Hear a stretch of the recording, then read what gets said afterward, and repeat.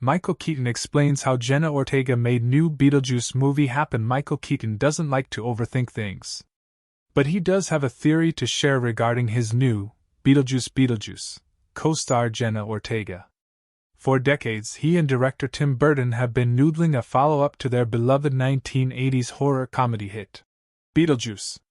Nothing felt right until Burton worked with Ortega on the 2022 Netflix series, Wednesday. She literally didn't exist. In 1988, Keaton reminds Burton during a group sit-down at the swank Essex House.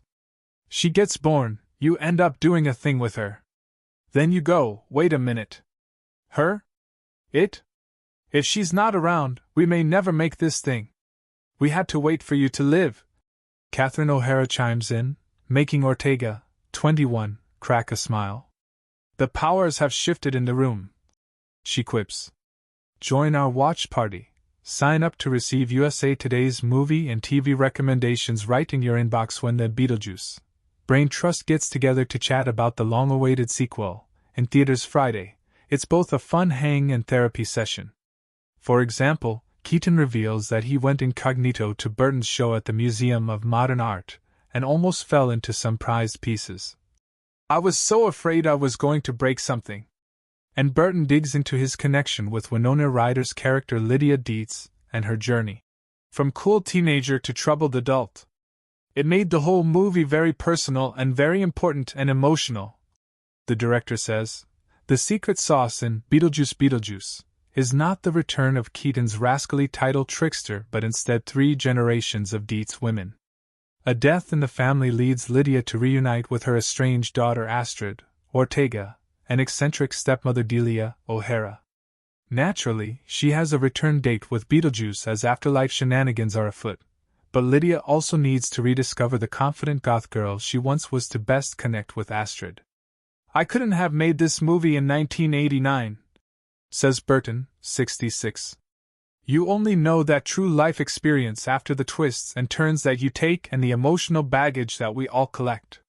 Ryder, 52, was struck by her fond memories of the attic set from the first film that returns in Beetlejuice Beetlejuice.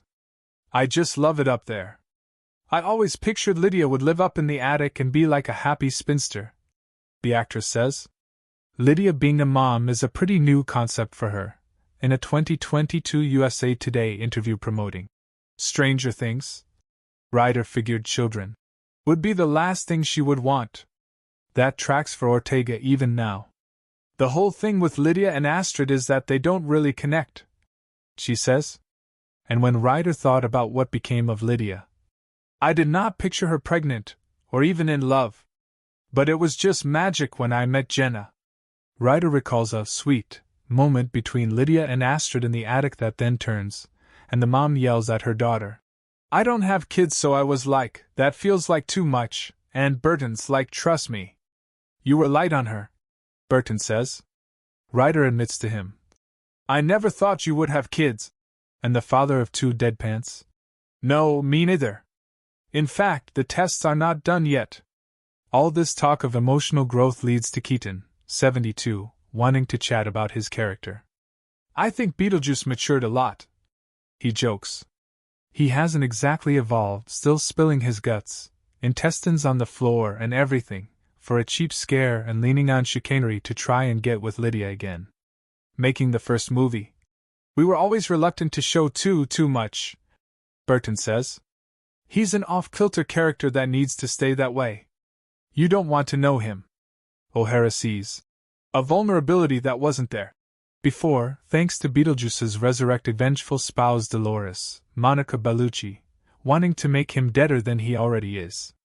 The concept of Beetlejuice having an ex-wife makes me laugh, he says the same way. The phone fell out of my hand when Pixar called him to voice Ken in Toy Story 3. Because of the Barbie movie, Keaton now wants to have a t-shirt made that says, The Original Ken. As the newcomer acting alongside Keaton in full juice mode and other colorful afterlife denizens. My job was made very easy, Ortega says. It's hard not to get into the world when you have people with mold on their teeth and some guy who's trapped in a box full of water, trying to hand you a key the whole take. She also got a sense of the undying love for Beetlejuice when filming in the same Vermont town where Burton shot the first movie. There were people coming up showing me photo albums with Tim's signature in them. Beetlejuice has never really left the public consciousness. A popular cartoon series and a Tony-nominated Broadway show helped, obviously, but O'Hara, 70, sees a strong nostalgia factor. Fans whose parents let them see the movie as kids are now at the age where you look at those times in your life and you remember them fondly, she says. Keaton finds the original movie's inherent weirdness a major part of its endearing charm.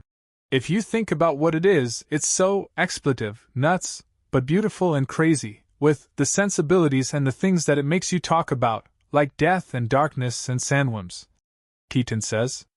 That average guy from Minnesota or Kansas goes, "Oh yeah, I love Beetlejuice." You get certain movies, of course, people are going to respond to that movie. This one, people like it so much, what are we really tapping into? By the way, I don't really analyze these things, Keaton adds with a chuckle. There's just nothing you can compare it to. Ever.